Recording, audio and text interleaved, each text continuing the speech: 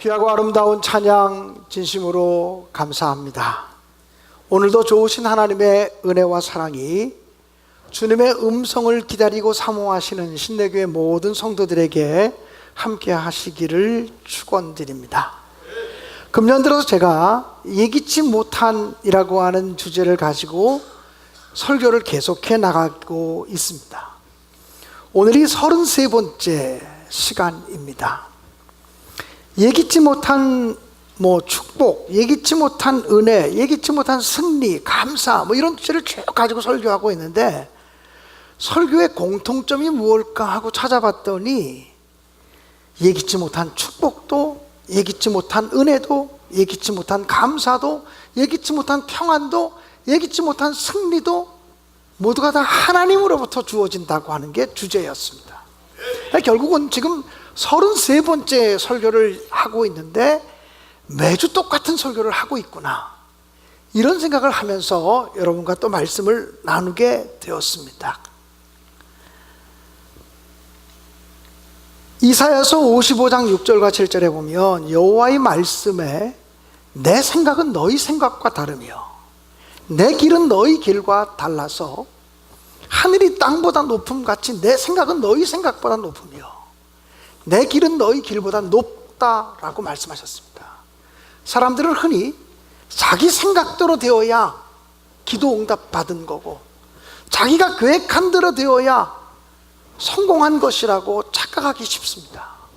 그런데 인생은 내 생각대로 되는 것이 성공이요 축복이 아니라 하나님의 생각대로 되어지고, 나보다 크고 나보다 높고 나보다 위대하신 하나님의 생각대로 내 인생과 내 삶과 내 가정과 우리 교회와 이 민족이 펼쳐지는 것이 진짜 은혜요 축복인 줄로 믿습니다.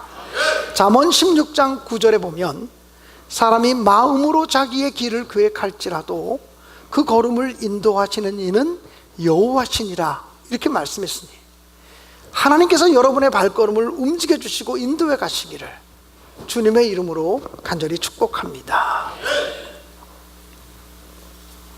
그러므로 우리가 내 생각이 아니라 하나님의 뜻대로 은혜가 임했다면 예기치 못한 은혜이고, 인간의 생각과 경험을 뛰어넘는 평화가 임했다면 그것이 바로 예기치 못한 평화입니다. 우리의 지식과 이성을 뛰어넘는 위로가 고난 중에 우리에게 임했다면 그것이 바로 예기치 못한 위로인 것입니다. 오늘 다윗 왕의 이야기를 통해서 예기치 못한 용기라는 제목으로 말씀을 나누려고 합니다. 여러분이 모두 알다시피 다윗은 어린 나이에 왕이 될 사람으로 기름 부음을 받았습니다. 그리고 17살 때에 그는 블레셋의 가장 크고 위대한 장군이었던 골리앗과 싸워서 이기게 됩니다. 그것 때문에 사울 왕의 사위가 되었습니다. 다윗의 인생이 정말 순조롭게 펼쳐지는 것 같았습니다. 근데 사실은 그때부터 다윗의 삶 속에 고난이 시작되어집니다. 사울 왕은 자기 아들 요나단을 왕으로 세우고 싶은데 다윗이 너무 이스라엘 백성들에게 인기가 많으니까 이 다윗에 대해서 시기하는 마음이 생기고 다윗을 처치하려고 합니다. 급기야 다윗은 왕궁에서 쫓겨나서 도망다니는 신세가 되어버립니다. 성경에 보면 대략 10년 동안 다윗이 피신하면서 광야 생활을 합니다. 여러분, 도망자로 살아간다는 것이 얼마나 어렵고 힘든 일입니까?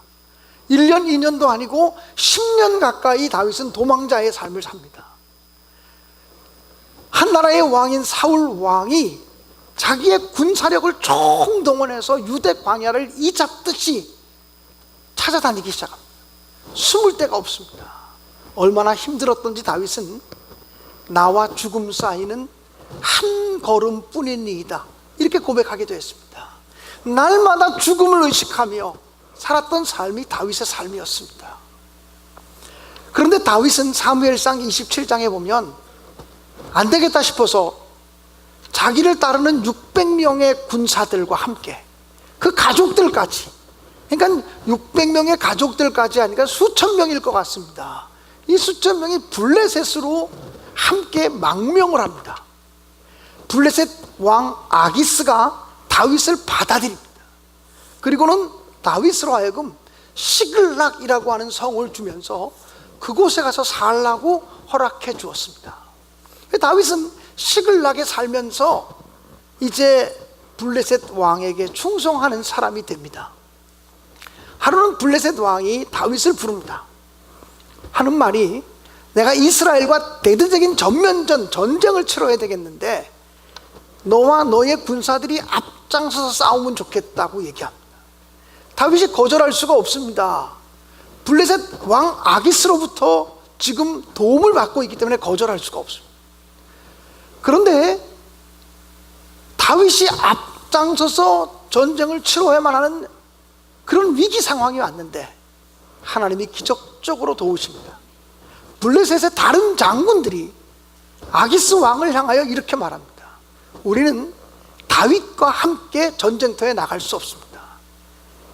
다윗이 어떤 사람입니까? 우리 블레셋 나라의 골리앗 장군을 물리쳤던 사람입니다. 쳐 죽였던 사람입니다. 지금 저 사람이 만약에 우리와 함께 전쟁터에 나갔다가 그 사람도 이스라엘 사람이고 그를 따르는 사람들도 다 이스라엘 사람들인데 갑자기 마음이 돌변해서 우리를 공격하면 우리 다 죽습니다. 우리는 다윗을 믿을 수가 없어요. 그러니까 다윗과 함께 전쟁터에 나가지 않겠다고 모든 장수들이 얘기하니까 블레셋 나라의 아기스 왕도 더 이상 강조하지 못하고 다윗을 다시 아기스로 돌려보내게 됩니다. 시글락이라고 하는 곳으로 되돌려보내게 됩니다. 다윗은 시글락이라고 하는 곳에 그제 다시 돌아오게 되는데 자기 가족들이 있는 시글락에 돌아오다 보니까 시글락 성읍이 불이 타고 있습니다. 깜짝 놀라서 달려가 보니까 다윗과 함께한 600명의 군사들이 블레셋 왕 아기스에게 불려간 사이에 아말렉 군대가 쳐들어와서 그 성을 다 불태우고, 그리고 그 성에 있는 모든 여자들, 나이 많은 여자든 나이 젊은 여자든, 여자란 여자들은 다 붙잡아가지고, 그리고 자녀들까지 다 포로로 잡아가지고 떠나버리고 말았습니다. 이런 상황 속에서 다윗과 함께한 600명의 군사들이 더 이상 울 기력이 없을 정도로 통곡하며 울기 시작합니다. 그 통곡하며 울다가 이들이 누구 때문에 이런 어려움을 당하는가?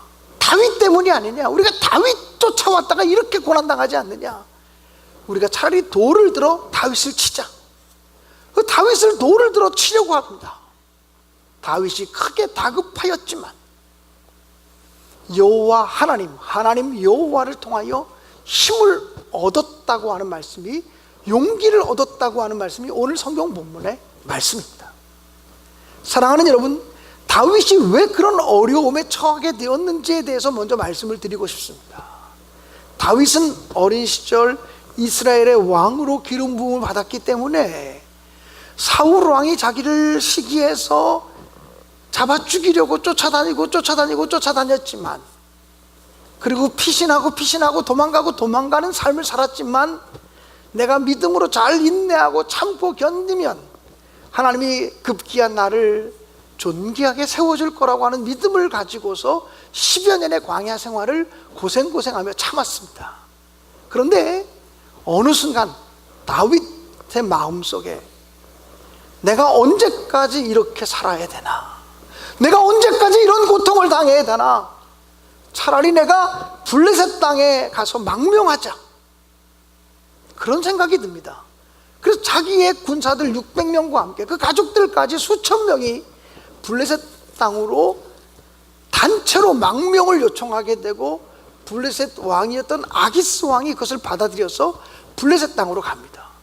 그리고 그 대가로 시글락이라고 하는 성읍을 선물로 받게 되고, 다윗과 함께한 사람이 시글락에서 살게 되고, 그곳에서 블레셋 왕으로부터 먹을 것을 다 공급받게 되고, 그때부터 사울 왕의 추격이 끊쳐졌기 때문에 고난이 없고 평안한 삶이 시작됩니다. 여러분, 이 시글락이라고 하는 것은 다윗이 주도적으로 만들었던 안전지대, 조금 더 자세하게 얘기하면 다윗이 하나님 뜻대로 사는 것이 너무 힘들고 너무 어렵고 자기 삶 속의 고난을 이제는 어떻게든지 피하고 싶어서 인간적인 방법을 동원해서라도 그 고난에서부터 벗어나고 싶어서 조금씩 죄와 타협해서 나아간 곳이 시글락이라고 하는 사실입니다. 여러분, 우리들도 신앙생활 하다 보면, 그리고 우리의 삶 속에 고난이 계속 가중되다 보면 내가 언제까지 이렇게 고난당하며 살아야 돼? 하나님은 왜 나를 이 고난 속에서 건져주시지 않는 거야? 이런 마음을 품게 되면서 서서히 타협하게 될 때가 있습니다. 그래서 자기의 노력과 자기의 애씀을 통해서 만들어 놓은 안전지대가 바로 시글락이었습니다. 그곳에 있는 동안 다윗은 평안했을지 모릅니다.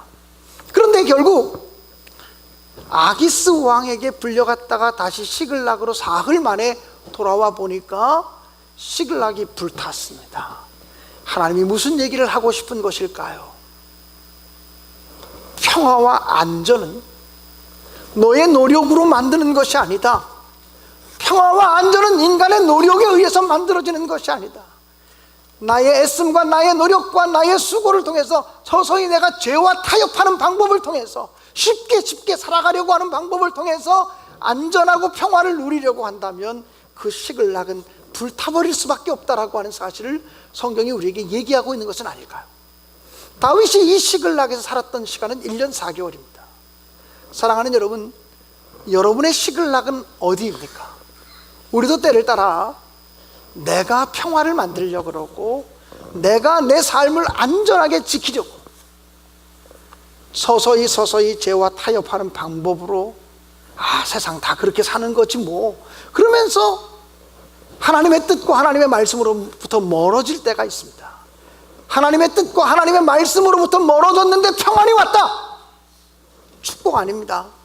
이게 은혜가 아닙니다. 이게 진짜 위기라고 하는 사실을 여러분이 깨닫게 되기를 간절히 바랍니다. 다윗이 자기와 함께하고 있는 600명의 군사를 이끌고 블레셋으로 공동으로 망명할 때 하나님께 물은 적이 없습니다. 다윗의 삶 속에서 다윗이 실수할 때가 언제였느냐? 하나님께 묻지 않고 행할 때였습니다. 하나님께 묻지 않고 자기 생각을 따라 자기 방법을 따라 행할 때 꼭 다윗은 실수했습니다.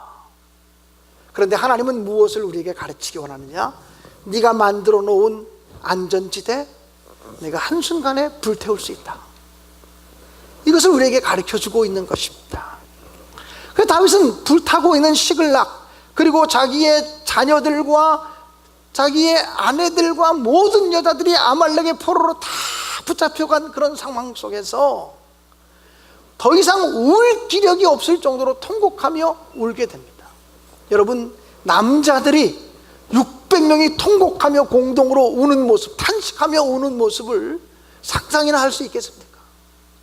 자기 가족들을 다 잃어버린 그 아픔 때문에, 자기 아내와 자식들을 다 잃어버린 그 슬픔 때문에 더 이상 울 기력이 없을 정도로 통곡하며 울기 시작합니다. 근데 거기서 그치지 않습니다. 그들이 돌멩이를 들어서 다윗을 치려고 합니다. 우리가 왜 이런 고난을 당하는 거냐? 다윗 믿고 따라왔기 때문에, 다윗 의지하고 따랐기 때문에 이렇게 고난당하는 거 아니냐? 다윗 때문에 이 고난이 왔다. 다윗을 차라리 돌로 쳐 죽이자. 다윗을 돌로 쳐 죽이려고 합니다. 다윗에게는 두 가지 고난이 있습니다. 자기도 자기의 아내 2명을 아말렉의 포로로 빼앗겼는데, 자기도 통곡하며 탄식하며 울었는데, 그는 자기의 가정의 문제뿐 아니라 자기를 따라다니는, 자기를 추종하는 600명 그 사람들의 고통 때문에 자기 가족의 이름을 부르며 울지도 못합니다. 이게 지도자의 고통이고 지도자의 아픔입니다. 사랑하는 여러분, 여러분은 지도자의 고충과 지도자의 아픔을 헤아릴 줄 아는 믿음의 사람이 되기를 간절히 바랍니다. 우리 교회가 성전 건축을 하면서 많은 부채를 또 안고 있습니다. 믿음으로 행하고 있지만 어떤 때 저는 자다가도 벌떡 일어나서 그 생각이 들 때가 있습니다. 사랑하는 여러분, 언제나 지도자는 지도자가 가지는 또 다른 고충이 있는 것입니다.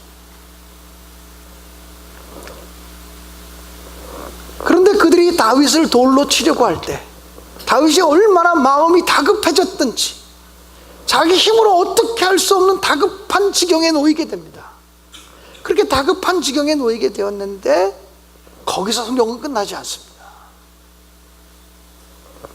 다윗이 마음이 다급하였으나 하나님 여호와를 힘입어 용기를 얻었더라. 성경은 그렇게 기록되어지고 있습니다. 영어 성경으로 읽다 보면 다윗은 다급하였다. 그러나 다윗은 but David 이렇게 나옵니다. but David. 여러분, 이 세상엔 두 가지 부류의 사람이 있습니다. 한 부류의 사람은 우리의 삶 속에 절망과 고통과 고난이 찾아왔다, 거기서 끝나는 사람이 있습니다. 그래서 절망하고 낙심하고 그래서 인생이 끝나는 사람이 있습니다. 그러나 믿음의 사람은, 그러나 다윗은, 그러나 믿음의 사람은, 그러나 우리는, 그러나의 삶이 펼쳐져야 진정한 의미의 믿음의 삶인 줄로 믿습니다. 나는 신내교회 모든 성도들이 처하고 있는 형편과 사정이 다 다를지 모르지만, 그러나 다윗은 절망이 있었지만, 고난이 있었지만, 죽을 만큼 힘들었지만 그것으로 끝이 아니라, 그러나 다윗은 그 다음 삶에 열려진 것처럼 우리 신내교회 모든 성도들이 그렇게 살아갈 수 있게 되어지기를 주님의 이름으로 간절히 축원합니다. 다윗은 하나님 여호와를 힘입어 용기를 얻었다고 성경은 기록하고 있습니다. 여러분, 세상 사람들은 힘들고 어려우면 스스로에게 쫄지 마, 걱정하지 마, 용기를 내, 일어나, 걱정하지 마, 일어나, 걱정하지 마, 용기를 내, 주먹을 불끈 줘, 그리고 자기에게 얘기하는 사람이 있습니다. 그런데 여호와 하나님을 힘입어 용기를 얻었다고 할 때, 하나님을 힘입어라고 하는 그 단어가 가지는 의미는 안에서부터 용기가 왔다라고 하는, 내 안에서부터 용기가 생겼다는 말이 아니고 바깥으로부터, 외부로부터 용기가 주어지고 외부로부터 힘이 공급되었다라고 하는 의미입니다. 믿음의 사람은 언제나 고난 속에서 외부로부터, 즉 우리가 믿는 하나님으로부터 위로와 사랑과 용기를 공급받아 살아가는 사람인 것을 분명히 믿습니다. 사랑하는 여러분, 어떤 제 친구 목사님이 이렇게 고백을 했습니다. 목회하다가 너무너무 힘들고 너무너무 어려웠는데 기도하면서, 하나님, 난 도저히 못하겠어요, 어떻게 하면 좋아요? 하고 기도하는데 하나님께서 내가 너를 안다, 내가 너를 안다, 이런 마음의 소리가 들리더랍니다. 내가 너를 안다, 내가 너를 안다고 하는 한마디를 듣는 순간 갑자기 눈이 활짝 뜨이더랍니다. 상황은 하나도 바뀌지 않았는데, 형편은 하나도 바뀌지 않았는데, 내가 너를 안다, 하나님이 말씀하시는 음성이 가슴속에 깨달아지는 순간 일어날 수 있더랍니다. 해볼만하게 느껴지더랍니다. 사랑하는 여러분, 용기를 내게서 내가 노력하고 애씀으로 찾지 마시고, 나는 약합니다, 나는 부족합니다, 나는 할 수 없습니다, 그러나 주여 도우소서 기도함으로 하나님의 위로와 하나님의 사랑과 하나님의 능력을 공급받아서 용기 있게 살아가는 여러분 되시기를 주님의 이름으로 축복합니다. 2010년도로 기억합니다. 그 당시에 텔레비전에 스타 강사로 많이 나왔던 분 중에 최윤희라고 하는 분이 있습니다. 여자분이고요, 행복 전도사라고 일컬어지는 사람입니다. 이분이 뭐 아침마당이라든지 뭐 SBS, KBS, MBC 방송국마다 안 나온 적이 없습니다. 아침 방송만 틀면 주부들을 대상으로, 또 낙심하고 실망한 사람들을 대상으로 행복론에 대해서 강의했던 사람이고, 그분이 행복에 관한 책을 쓴 것만 3권입니다. 그런데 2010년 어느 날 그 최윤희 씨가 자기 남편과 함께 어느 여관에 들어가서 함께 스스로 목숨을 끊고 자기 삶을 정리했다고 하는 뉴스 보도를 접하게 되었습니다. 그 최윤희 씨는 늘 그렇게 얘기했습니다. 자기는 밥을 굶더라도 희망에 굶지 말라고, 밥을 굶더라도 희망은 굶지 말라고 그렇게 늘 텔레비전에 나올 때마다 얘기했던 사람입니다. 근데 그런 사람이 스스로 삶을 정리하는 모습을 보면서 이게 왜 그럴까? 이 문제를 어떻게 해결할 수 있을까? 이런 생각이 들었습니다. 그때 2010년도인가 제가 설교를 준비하면서 그 문제 때문에 많이 괴로워하면서 이렇게 정리를 했습니다. 그분은 늘 자기 자신이 우울해지면 스스로에게 나는 행복해, 나는 행복해, 나는 행복해, 나는 행복해, 나는 행복한 여자야, 나는 행복해, 나는 행복해, 그리고 100번, 1000번 행복해질 때까지 그렇게 주문을 외웠다는 겁니다. 그러면 행복해지더라고 그렇게 고백하며 강의를 했습니다. 우울하게 살지 말고, 절망스럽게 살지 말고, 절망스러움이 있으면 나는 희망이 있는 여자야, 나는 괜찮아, 나는 괜찮아, 그러고 살았다는 겁니다. 그게 문제라고 하는 사실을 저는 발견했습니다. 여러분, 자기가 행복을 만들려고 한 거예요. 마치 다윗이 자기의 노력으로 고난을 끝내버리기 위해서 시글락을 차지한 것처럼 내 노력과 내 애씀을 통해서 문제를 끝내보려고 했다는 것입니다. 여러분, 믿음의 사람은 그렇게 살아가는 사람이 아닙니다. 믿음의 사람은 정말 힘들고 정말 어려운 일이 있으면 나는 행복해, 나는 행복해, 자기 최면을 거는 사람이 믿음의 사람이 아니라, 하나님 나 너무 힘들어요, 죽을 만큼 힘들어요, 하나님 좀 도와주세요, 하나님 어떻게 하면 좋아요, 저 길이 보이지 않아요, 앞길이 막혔어요, 뒷길이 막혔어요, 옆길도 다 막혔어요, 어떻게 하면 좋아요, 하나님 살아갈 힘이 없어요, 살아갈 능력이 없어요. 자기의 연약함과 자기의 부족함을 하나님께 그대로 진실하게 토로하는 사람입니다. 그러면 위로부터 돕는 은혜가 공급되어서 승리하는 사람이 바로 하나님의 사람인 줄로 분명히 믿습니다. 위로부터 공급되는 그 은혜와 위로를 경험할 때 예기치 못하게 우리의 삶이 회복되어지는 용기, 그것이 바로 저는 성령 하나님께서 우리에게 주시는 예기치 못한 용기라고 분명히 믿습니다. 언젠가 어느 목사님의 설교를 들었습니다. 그분이 자기 교인 가운데 암으로 투병하는 남자 성도님이 계셨다는 겁니다. 근데 그 암으로 투병하는 가운데도 교회에서 간증을 좀 하시겠냐 그랬더니 간증을 하시겠다 그럽니다. 그분이 간증하는데, 내가 비록 암 말기로 투병하고 있지만 너무 하나님께 감사하다고, 내가 끝까지 믿음을 가지고 살겠다고, 나 이 교회 교인 된 것이 너무 행복하고 너무 감사하다고 그렇게 고백을 했답니다. 그리고 고백하고 간증한 후에 3개월 후에 하나님의 부르심을 받으셨다는 거예요. 그 장례식을 치르기 위해서 목사님이 탁 갔는데, 여러분 장례식 빈소에 가면 그 영정사진이 놓여지고, 그리고 보통 예수 믿는 사람들은 그 앞에 예수 믿는 사람인 것을 이렇게 드러내기 위해서 성경책이 이렇게 펼쳐져 있잖아요. 거기까지는 똑같은데 한 가지가 더 놓여 있더랍니다. 뭔가 봤더니 자기네 교회 주차봉이더랍니다. 빨간 주차봉. 그것을 딱 바라보는 순간 갑자기 소름 끼치듯이 전율을 하는 느낌을 받았다는 거예요. 자기네 교회 그 남자 성도님이 돌아가셨는데 성경책만 펼쳐진 것이 아니라 그 옆에 주차봉이 하나 놓여 있더랍니다.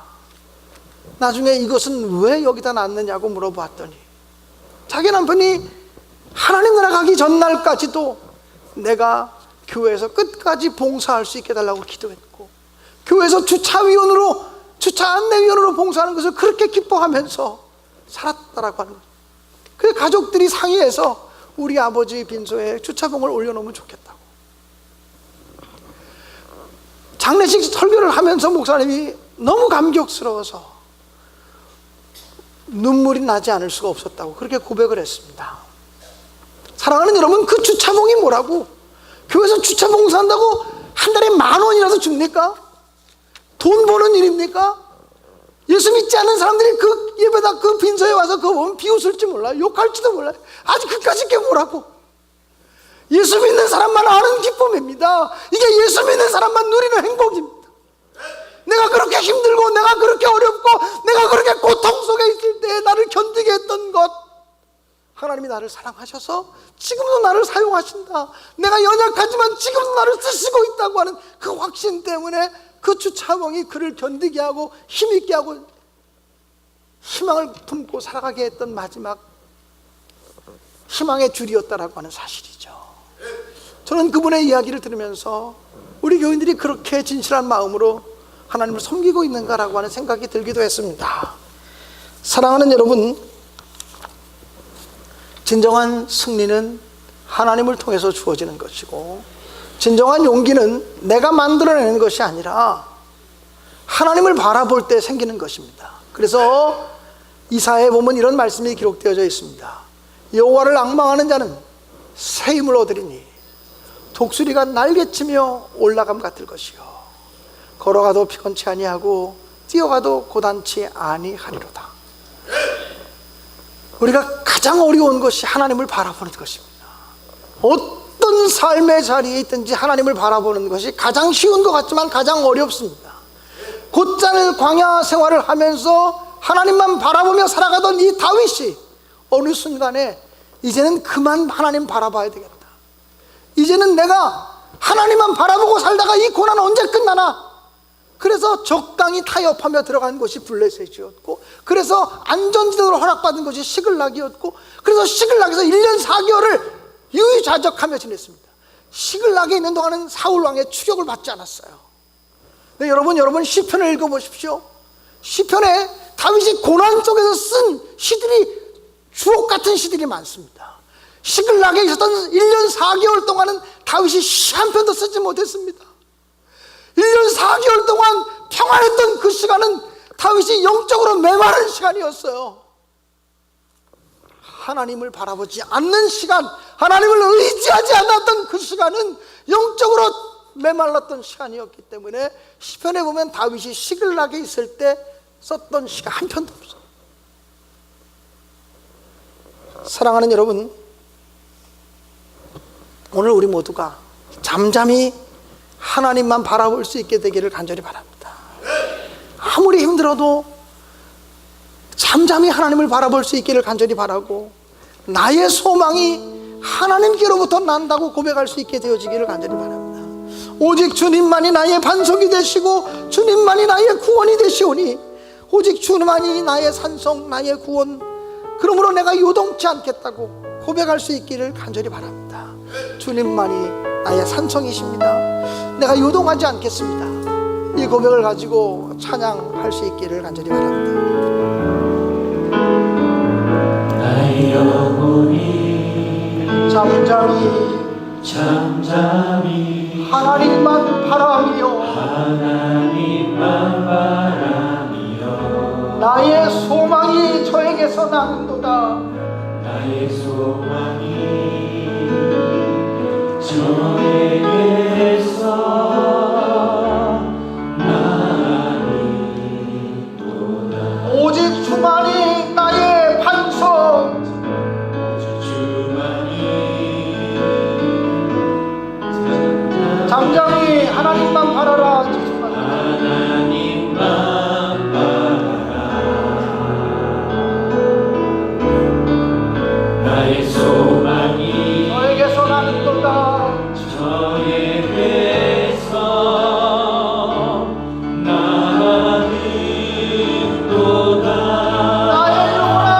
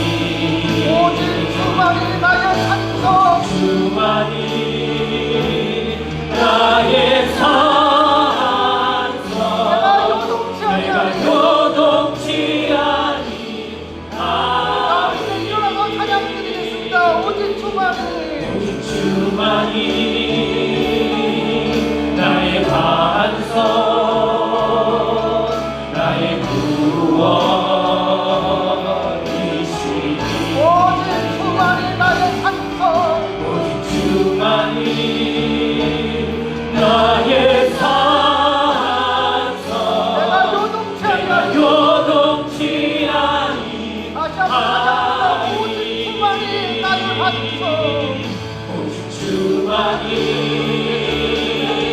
나의 반성 나의 구원이시니 오직 주만이 나의 산성 오직 주만이